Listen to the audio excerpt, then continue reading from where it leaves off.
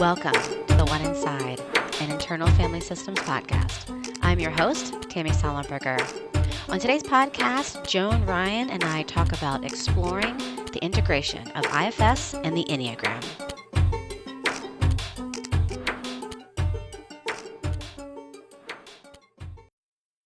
Okay, Joan, so this is our second of six sessions on talking about exploring IFS and the Enneagram. So welcome back. Thank you. Good to see you. Happy New Year. Happy New Year. So today we're going to talk about the centers of intelligence. So why don't you start off with saying what does that mean? What is centers of intelligence? What does that even mean? So we can go at that a couple of different ways, Tammy. The first thing I'll say is that in most Western cultures, we think of one center of intelligence, and that's the thinking or the brain or the head center.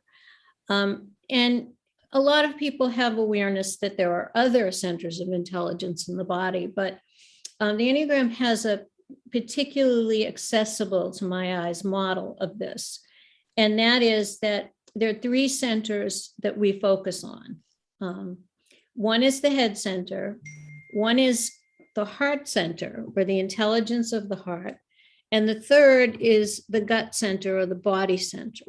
And you can break those down to the head center being thinking, the heart center being emotions, and the gut center or the body center being sensations. That's one way to separate them.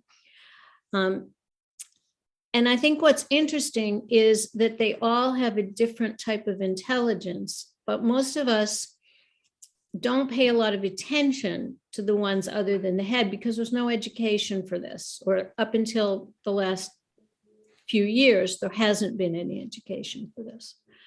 What the Enneagram does is there are 9 types, as we've talked about before, and it breaks them into 3 groups of 3, which we usually call triads.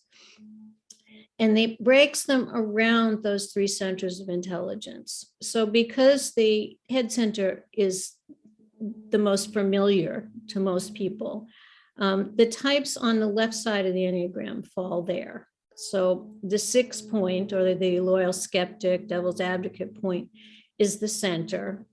And the 5 observer and the 7 that we call the epicure or the adventurer are the other 2.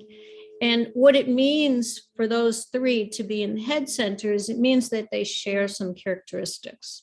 And this is going to be true for the other 2 triads as well. In the instance of the head center, the mental center, they share a real reliance on thinking. That doesn't mean that other people don't think and don't think deeply. It just means that if you happen to be a 5, a 6, or a 7, you're going to rely more on that, especially when there's pressure on. So there's a lot of analysis, there's a lot of planning, there's a lot of preparation in these 3 types, and a lot of mental activity. It's kind of the go-to place if you happen to be one of these types. If I move over to the other side, to the right side, those are the emotional or the heart types. The center of them is the 3, which you're really familiar with, the performer or the achiever. And the other 2, the 2 are helper giver, or the 4, the romantic, are all sharing the characteristics of being very sensitive to their emotions and relying, especially when there's a little pressure on what they feel, even to override what they might think in certain situations. That's really where their attention fixates more than anything else. And we talked in the last episode about focus of attention of each type and how that is so important. And this is just another layer of that. So if you're a mental type, a thinking type, a 5, a 6, or a 7, your focus of attention is going to be around head-based kinds of things. If you're a heart type, a 2, a 3, or a 4, your focus of attention is going to be in a category of relying on emotions and feelings. Yeah. So they share a lot of time spent focusing on relationships, on how they are seen by other people, what we usually call image, on whether there is recognition, positive or negative, depending on the type, and issues like that. But it's really a sensitivity of heart. The third one, which is most familiar to me because that's where I am, the body or gut types are centered around the 9, the mediator 9, and the other 2 are the protector 8 and the perfectionist 1. And we share, although sometimes it's hard to dig it out, a reliance on how it feels in our body. Some people would call it gut instinct. And I have to say that this doesn't mean that other types don't have gut instinct. It just means that it's more important if you happen to be an 8, a 9, or a 1 like me. So this silly example that I usually use is I am, very highly attuned to in the analyzing and preparing and all that. And if I, for example, want to go buy a car, I'll go do every bit of research, like a head type would do. But I cannot make the decision until I actually get in the car and sit in it and feel what it feels like. And even if all that research said this is the one I should buy, I won't, because it doesn't feel right. So it's kind of a silly example, but it's like that. And these 3 types tend to share focus around who is in control in various situations. It doesn't mean that 8s, 9s, and 1s are always looking to be in control. It just means that they're sensitive to where the power is, how it's used, and how it might impact them, something like that. Love it. So we've got those 3 different pieces. Yeah. So I think that you can hear the parts, right? Like I think for people, if they can identify what number they are, what type they are, you can really hear the parts. And so as a 3, a lot of my parts are going to be around feeling or around not feeling. And I love your car example, because I think that's so true. When I make decisions, I'm like, I got to feel it. So I'm not going to do a ton of research. I have no interest in doing that. I want to go and be like, what does it feel like for me to be here? What does it feel like for me to be in this space? What does it feel like for me to be with this person? What does it feel like for me to be in this car? And then that's what's going to be more important to me. And so we can see that with the head types, that what's their manager parts our manager parts are going to be different based on our centers of intelligence. Like the themes of our manager parts are going to be different. Yeah. And I like that framing, Tammy, that the themes that are going to be similar within the triads are helpful. And I would throw in here that for somebody who's new and is looking to find their type, sometimes it's easier to figure out which triad you're in first, and then look to which of the 3 types within that triad is most like you. So it's another way to approach finding your core type. There's another way to look at these triads, and that is that they have some emotional drivers that I usually, when I'm talking about this, call fuel that's underneath. And I don't think that's original to me, but that's just how I do it. And I think that this is another place where we can see parts, maybe a place where we could pick out exiles. Not sure yet, we're working on that. But if I start again with the head types, the thinking types, they tend to have many parts that have a lot of fear. Now, again, doesn't mean that other types don't have it. It just means that the parts that are carrying fear, have more airtime and are more integral to the daily life of that person. From an Enneagram perspective, I would say that fear is fueling a lot of the patterning of behavior and thinking and emotions as a driver. So I'm trying to think of an example. I just talked myself into a corner. I'm sorry. That's okay. But I love that we would say in IFS, right? What part's driving the bus? And so you would find, let's use the word theme again. You would find if you find yourself in the center, then the managers that typically, or your protectors, whether they're managers or firefighters, your protectors that are often driving your bus are going to have this theme of fear, or sort of that question of what are they afraid would happen if they didn't do this. The answer to that is going to be based in some fear response. There's some sort of fear. Yeah. Well, and you just gave me the answer I was reaching for. Thank you. It's going to be a lot about anticipating what could happen with sort of a negative cast to it. What could happen? What could go wrong? Now, it's interesting because while fear is underlying all three of these types, 5, 6, and 7, 7s usually are not really aware of it because they've transformed it to preparing and planning to the upside. So it's kind of interesting, but it means that fear is still has a large space in their structure. Well, it's still driving the parts, right? So fear is still driving the part. Driving kind the of. bus. Yeah. Yeah. Even if it's unconsciously. Yeah. So that's the driver there. If we go over to the heart types, the 2, 3, 4, again, the emotional or types, the driver is going to be some form of grief. And over the years, there's been some shifting in the Enneagram community about what word to use for the driver, for the emotional types. And I think grief is probably the closest that I've seen to what I hear on interviewing types is the experience.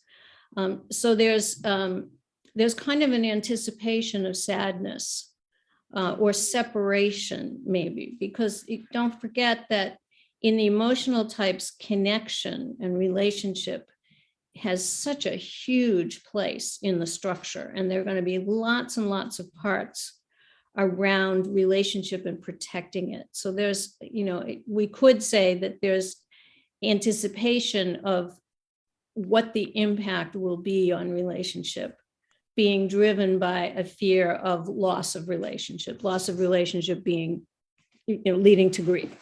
I love something that. like that. I love that. It's a little tricky because we don't really have great words for some of the emotional stuff, but I think that's close. And I'll say again that it doesn't mean that these people that happen to fall in the 2, 3, 4 triad have more feelings or more emotions than other people. It just means that they're a bigger part of their day-to-day structure, and their parts are, as you said, driving the bus more often. Yeah.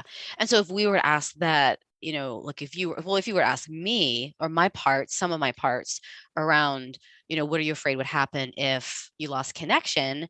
There is that grief. There is this sort of feeling of loss, or sort of this disconnection is one of my fear, like one of the themes of my parts is that I'm going to lose disconnection with people, or I'm going to lose that connection. And then that would lead to parts of me who feel alone and sad in that alone. And I think that's the grief that we're talking about. That's exactly right. Exactly right. And really good example.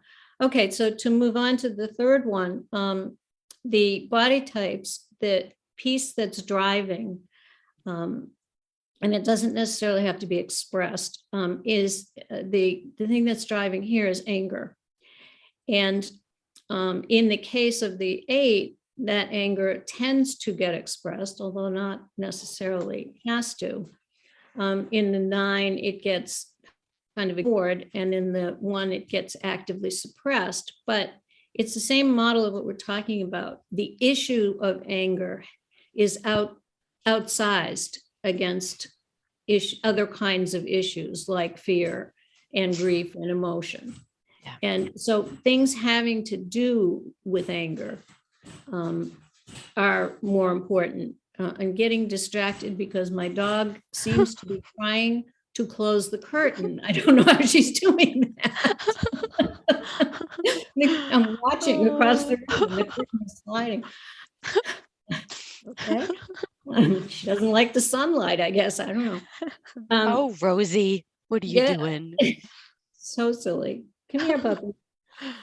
Anyway, so I got distracted, but that was pretty That's funny. okay. So the driver there again is anger. One of the things about these drivers that are interesting is that they can be signposts for us to look to parts, as you said. So I might look for parts, let's say in a 9 like me, that really doesn't want to know that anger is important. I might look for those parts and why they feel that way. Why do they want to ignore it? Why do they store it? And what happens if I work with those parts and they begin to release some of the anger that's been, in my case, numbed out? Yeah. And that's actually been a really helpful signpost. I knew from the Enneagram, for example, that learning to recognize anger in the moment when it happened before it got shunted aside by these parts who are really good at that, was healthy for me. Yeah. And to begin to just recognize in the present. But if you don't know it's there, what do you do? Right. So again, they're markers or trailheads. Yeah. And I think I keep saying this today, but I think asking those parts, what are you afraid would happen if I was to feel angry, or if I was to express anger? Sort of, what are you afraid would happen if? And then that's going to give us lots of information about your protective system, and then hopefully that will point to the exile. That's exactly right. Yeah. Yeah. And I think that's going to happen through the 3 types. Definitely. But for different reasons. Yeah. What about this idea that all the centers are either self-referenced, others referenced, or combination? Tell me about that. So that's a marker that we can use when we're looking, or when we're facilitating someone or ourselves in looking for parts. So some types, not triads, but individual types, have a focus that is very much out or on other, which we would refer to as other referenced. And it's kind of just a frame that they operate within. On the other side, there are some types that are self-referenced. In other words, looking internally when there's a decision or when they look at a situation. So through an internal filter or an external filter. And then there are a few types that are a combination. And that's helpful to know, again, also when we're trying to look, I think in this case, specifically for exiles. So the 2 helper, the 3 like you, the performer, let's see, 2, 3, and 9 are primarily other referenced, looking out. Am I still in connection here? What is what do these people think? Do I need to take that into account? Can I feel the tenor of the room? All those kinds of issues. And it's a little harder to pull the focus from the inside into the inside and look out from it.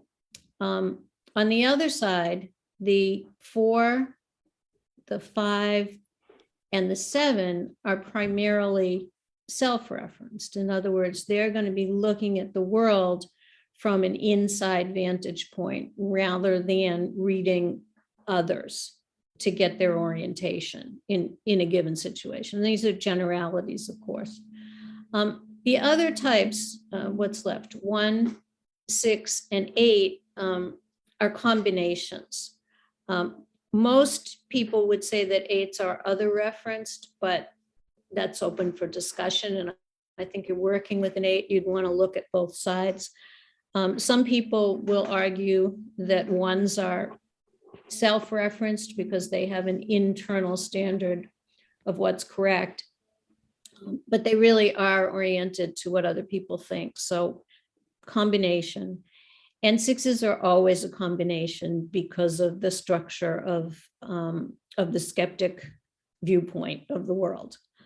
So there's always both in a 6. I love that. And Joan, I wonder, I know we don't have time to talk about this today, but just I want to throw this out there that I wonder if we look at our exiles, like if we look at the exiles or look at if that's how they had to be to survive to survive stuff in their childhood, whether I had to be, I had to be looking at other people. Like I had to be, as a 3, I had to be looking outside, because if you're okay, then I'm okay. And so there's something about how my exiles learned to survive and function and be okay I that, think that's right. Yeah. okay.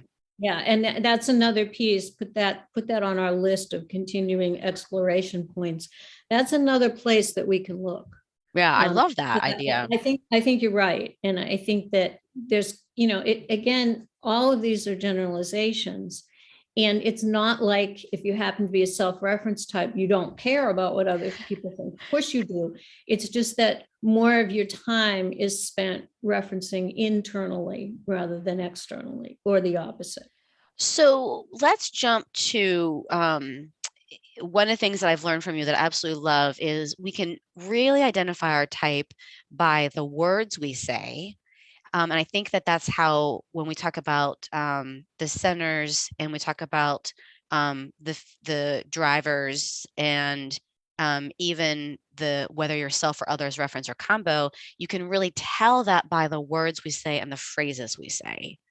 Right. Well, where this comes from for me, and it's embedded in the Enneagram typing cards that I've created, and in a bunch of other stuff that we've done. Where this comes from is something that Helen Palmer, who's one of my primary teachers, always says, and that is that if you listen carefully, people will announce themselves.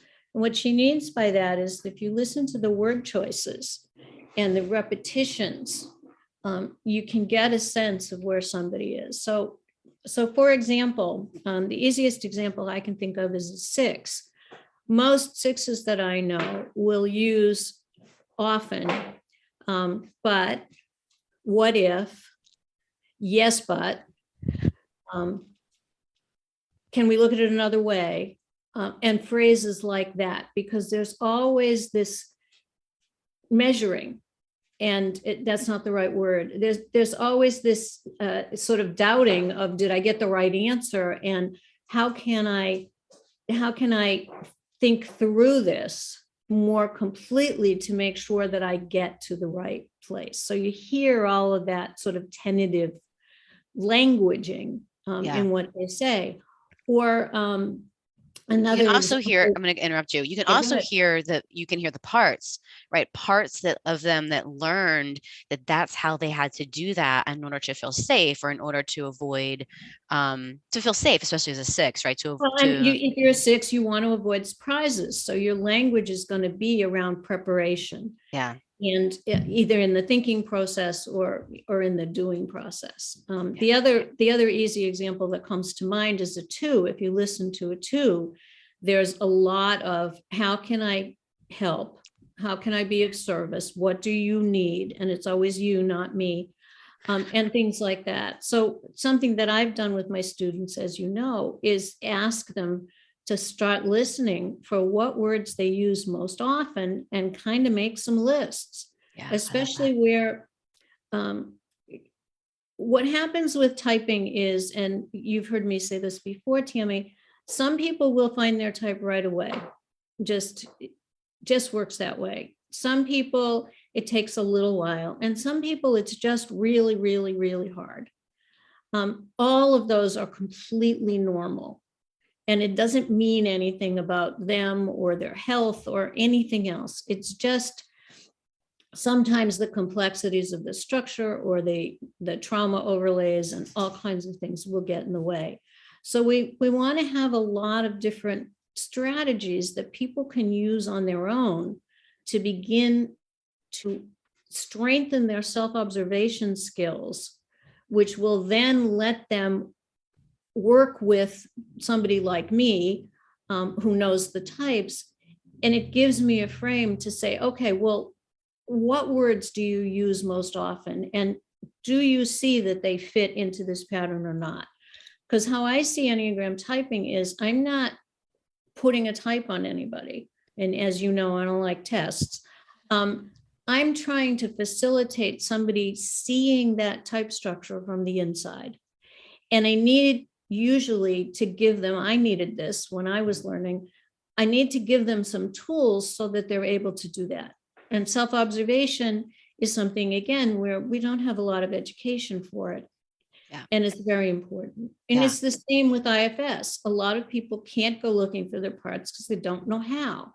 So we facilitate them in finding them rather than saying, oh, I see this part in you. We would never do that in IFS. The same way as we would never say, oh, you're a type whatever in my version of the Enneagram. Yeah. Which is when I have clients that are new to IFS, I want them to start just noticing and mapping their parts. So whether it's what are the phrases they say to themselves about themselves, whether it's a sensation in their body, whether it's, themes of feelings they feel, patterns of feelings.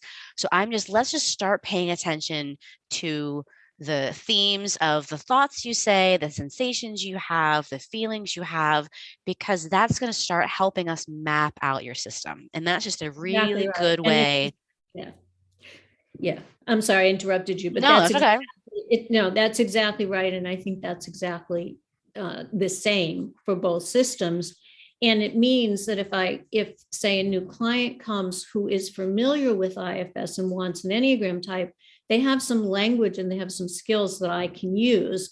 And the other way around, if I send an Enneagram literate person to you, you're going to know where to go looking for the parts. And I think that's sort of the center of this exploration that you and I are doing. How do we use them together? Yeah, I love it. To the benefit of everybody. Yep, I love it. So next time we're going to talk about, episode 3 is going to be the heart-centered types.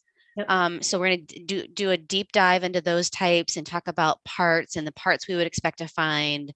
And then episode 4 is going to be head center. Episode 5 is body center. And then lastly, we're going to start with higher qualities of type as an access point to self-energy. Anything else you want to say today about centers of intelligence before we go? I don't think so. I think where we end here is that self-observation is really the key, whether we're talking about IFS or we're talking about the Enneagram, because if you can't see it, you can't do anything with it or about it. Yeah. And I would say that's unblending, right? So if there's space between me and my type or me and my part, then I can observe. I authentic self, I am then the observer of what's happening in my system. And then that gives me, there's an unblending right there, which is what we need to be. That's the first step, right? Is the self-observation is unblending. There's me and here's my parts. There's me and the part of me that's afraid of disconnection. Right. Exactly. Really good. Well, lovely to talk to you.